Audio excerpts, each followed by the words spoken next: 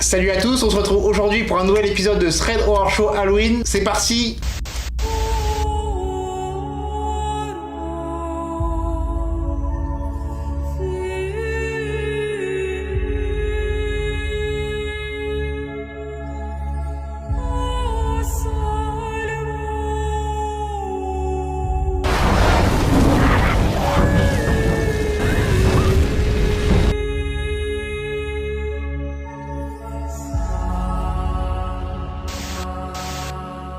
Donc aujourd'hui je vais raconter l'histoire de Chloé. Donc Chloé elle avait 19 ans et elle habitait avec son compagnon dans une ville de province. Et ils avaient un duplex et ce duplex il était collé à d'autres appartements. Et donc ils étaient dans une maison n'ayant personne au-dessus d'eux. Et ils étaient toujours en très bonne entente avec leurs voisins. Et à cette époque-là, sachant qu'ils étaient en plein été, son compagnon et Chloé ils avaient remarqué qu'un couple de voisins était sans doute parti en vacances. Car ils les voyaient pas dans le voisinage. Le copain de Chloé il a trouvé un nouveau travail dans la grande ville qui se trouve à 35 minutes en voiture de chez eux. Et comme Chloé elle n'a pas de voiture et ni son copain il a décidé de dormir pendant un mois chez son frère qui vivait dans la grande ville. Et durant ce temps-là, le duplex il était en pleine rénovation extérieure avec des échafaudages tout autour de l'appartement. Et il y avait un petit bémol, la chambre de Chloé elle était en forme de carré et il y avait deux murs sur quatre qui étaient entièrement vitrés sans volet extérieur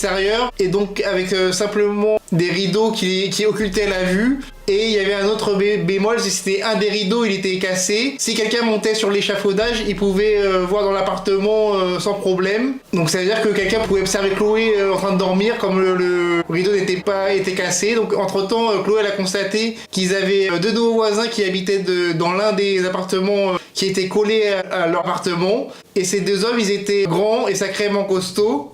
Et l'instinct de Chloé à ce moment-là, elle n'est pas très rassurée lorsqu'elle se trouvait avec eux. C'est comme si son instinct il essayait de lui dire quelque chose. Et ensuite quelques jours passèrent et de plus en plus de fois ces deux hommes ils étaient passés sur l'échafaudage à passer leur temps à fumer, boire etc. jusqu'à très tard dans la nuit. Donc pour ces voisins-là c'était une habitude d'aller sur l'échafaudage. Et Chloé est toujours pas très rassurée de la situation. Elle se retrouve seule sans son compagnon et la peur de dormir. Alors que ces hommes-là ils puissent monter l'échafaudage et la regarder dormir, ça la rendait insomniaque. Et puis un matin, Chloé s'est rendue à son travail. Elle habitait seulement à 5 minutes à pied de son travail. Elle a remarqué que ces deux hommes la suivaient dans la rue en la traitant de tous les noms. Donc, et Chloé, elle comprenait pas pourquoi ces gens-là l'ont insultée. Elle se précipite d'aller à son travail pour échapper à ces hommes qui la suivaient et qui l'insultaient. Et Chloé nous précise qu'elle était hôtesse de caisse. Et ces deux hommes-là, ils sont passés à sa caisse sans rien dire, mais il la regardait d'un air agressif. Et Chloé, à ce moment-là, était très inquiète.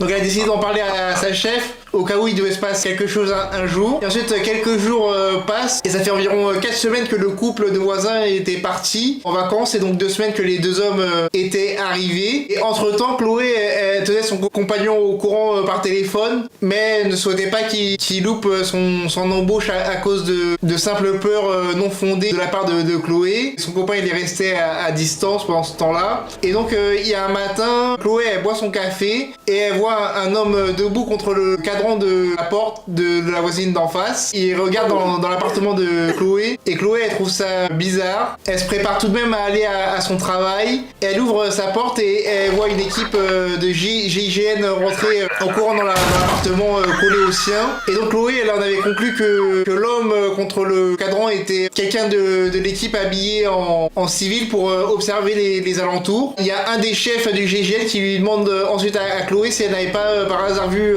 deux grands hommes costauds et tatouée depuis quelques temps. Et là, Chloé, elle est paniquée, elle a les larmes de peur qui lui montent. Et elle affirme que oui, qu'elle avait bien remarqué ces deux hommes-là, qu'ils ne l'inspiraient pas du tout confiance. Et le chef, il la laisse partir, du coup, suite à son témoignage. Chloé, elle arrive à son travail. Et 1 heure après s'être installée à sa caisse, sa chef, elle vient de voir Chloé. Et elle lui dit, Chloé, tu sais ce que tu me disais l'autre fois quand t'avais des nouveaux voisins bizarres et qui sont passés à ta caisse un jour, c'est ça? Et Chloé, elle lui répond que oui.